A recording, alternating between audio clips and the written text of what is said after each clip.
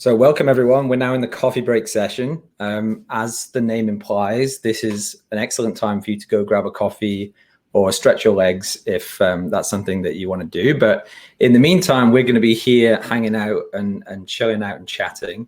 So I'm nominally moderating this coffee break if a coffee break needs to be moderated, which means that I'm going to be here, and what we want you to do is, if you have some interesting things that you want to chat about, you want to discuss either from some of the previous talks or indeed something entirely different, then let's go ahead and talk about those things. So there's two ways you can do this. There's a chat box, and we've already got some chat activity going on there. People saying hi and so on. We've also got the questions functionality that we've had in the previous talks as well, so people can ask questions and vote up questions and whatnot. And as before, although we didn't use this in the previous session, but I have the power to invite people onto the screen to ask their question or field questions, or say something else really fun and interesting if they can persuade me that they are able to do that. So, let's go ahead and have some conversation. I'll say as well, like if things are a bit light and we don't have like too much rapid fire questions here, probably because everyone's getting a cup of coffee or a cup of tea, then I won't make you suffer through my face and my voice for the entire 10 minutes. I'll just turn my screen off and maybe grab a cup of tea myself. Okay, we have a quick question from Alexandra I'd like to ask about delays. So Alexandra, do you want to come up and have a chat? Yeah, okay.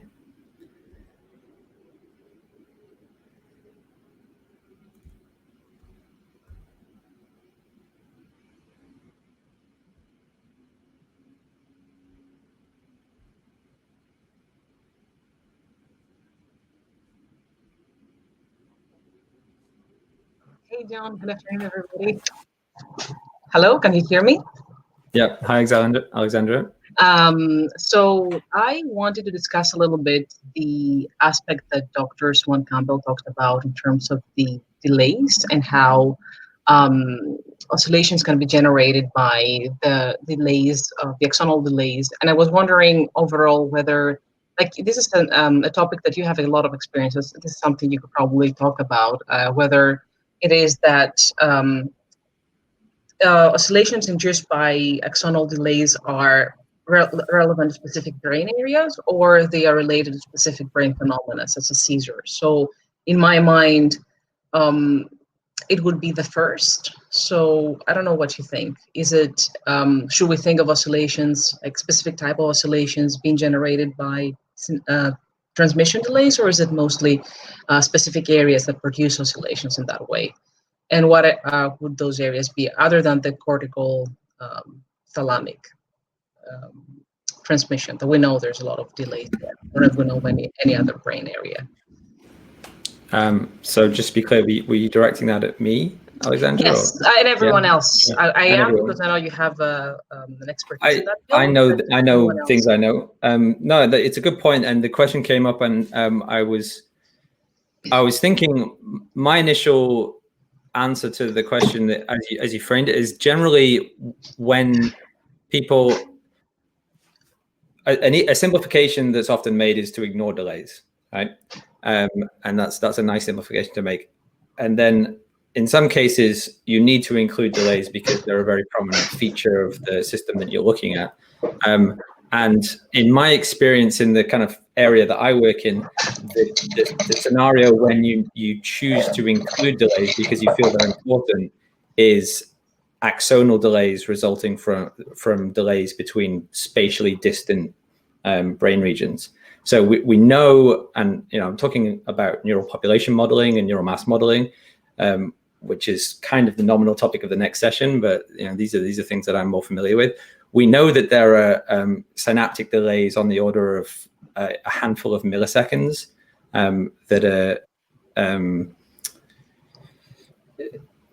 So generally in neural population models and neural mass models, we kind of ignore that. In a sense, they're kind of incorporated into the response function, but they're not explicitly described as delay terms.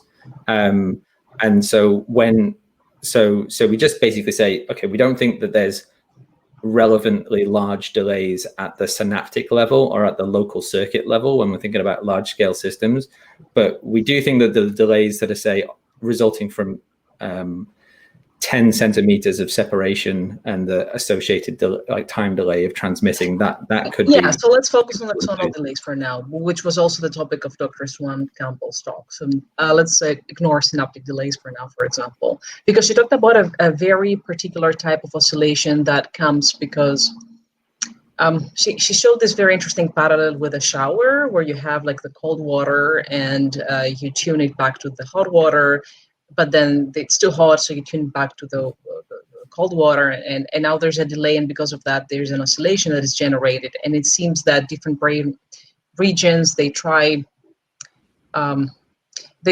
correct the overcorrection from a certain transmission from a given brain area, and because the other area overcorrects and there is another overcorrection by the previous area. That's how I understood that example that she gave. It might not be exactly that, but anyway, let's kind of focus on the axonal delays. Yeah, so sorry, continue. Well, corrections is an interesting thing. I'm not sure if this is exactly what you were talking about in the example there, and yeah, so maybe Francis wouldn't go with this, but this is something actually that Jeremy's talk in the afternoon is somewhat relevant to. That one of the potential functions of the control of delays in particularly large scale brain networks is as a kind of normalizing or equalizing functionality. So if you're able to tune, say, increase or potentially decrease the speed of one given connection in a network, then you can kind of adjust. And you're thinking about, say, the onset times, right? So you've got like a source and then a connection going that way, and then a source and then maybe a longer connection or a slower connection going that way. Well, if you can like adjust the speed of one or both of those connections, then you can achieve a synchronous arrival time, right? And this is something that this is not really about oscillations, and a lot of the dynamics in terms of delays, that a lot of the interesting things that come from delays tend to relate to oscillations. But if you're talking in this case about synchronous arrival times, this is something that's happening all over the place in the nervous system. Like delay lines is a concept that is an old concept in systems neuroscience, and the canonical example is the avian auditory system. And so you have these like variations in the distance, right? Then in the so you have basically like longer connections that have less far to go, and then that's a mechanism for achieving a synchronous arrival time at the target point. The context that Jeremy will be speaking to later is not about variation, trying to do adjustments on the basis of variations in length, but doing adjustments based on variations in speed. But from the point of view of a delay, it's the same thing. Yeah. Okay, thank you. I don't know if the Dr. Swan Campbell is here. If someone else could answer the overall question, do we think that seizures or certain type of seizures are generated by delays? In terms of biology now, I'm asking now if anybody knows of specific examples of particular seizure types that are generated because of axonal delays versus other mechanisms, and if anyone knows of specific oscillations that are generated because of axonal delays as opposed to other oscillations that are more locally generated because of other mechanisms. So I was wondering about specific examples. If anyone knows, they can answer that on the chat, but thank you. Yeah, thanks a lot, Alexandra. I'm going to take a look at the next questions now. To your question, you can move me out of the screen. Yeah, I'll give you the boot in a second. Yeah, sure. But briefly, like there are multiple models of algorithms, and there are potentially multiple sources of algorithms and mechanisms of algorithms in the brain. But one of the models includes a corticothalamic loop. So that is a specific example of a delay associated of a model of an oscillation where the frequency of the oscillation is specifically the round trip time from the cortex to the thalamus with a period of approximately 100 milliseconds. Okay, so we have two other questions in the chat in the questions thing here. So motivated by Dr. Skinner's talk, EI balance. Okay, I'm just going to skim the second question as well. Review evidence against networks balance in the NEC. Okay. So I'm not an expert on either of these two questions. So I'm definitely going to open up the floor now to anyone who's in the chat. If anyone has something in particular they can offer as an answer to one of these two questions. Just a reminder, if you click on the tab, ask a question. We currently have two questions in there, one from Alexandra, hi Alexandra, and one from Gulem. Francis is here. Okay, Francis, do you think you could speak to one of these two questions? I'm going to assume you can, and I'm going to invite you onto the screen. Excellent.